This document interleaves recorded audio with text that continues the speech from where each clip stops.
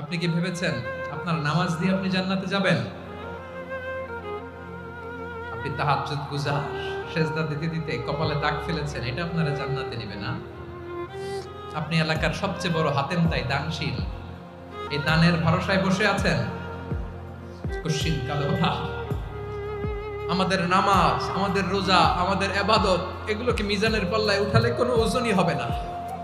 তবে আমাদের একটা কৌশল জানা আছে, আমরা আল্লাহর রহমতের ভিখারি। আমরা সেদিন আগেই গুনার স্বীকৃতি দিয়ে দেব। আমরা বলবো, আল্লাহ তুমি প্রশ্ন করার আগে তোমার একটা কথা বলি, আমারে কিছু জিজ্ঞেস করো না, আমি সব করেছি। এমন কোন পাপ নাই যে পাপ আমারে দিয়ে হয় নাই।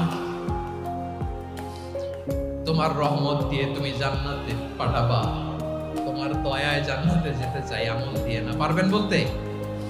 কিয়ামতের দিন আমরা বলবো, আল্লাহ আমার আমল দিয়ে জান্নাত চাই না, আমি তোমার দয়া দিয়ে জান্নাত চাই। তোমার দয়া ছাড়া আমার কোনো উপায় নাই।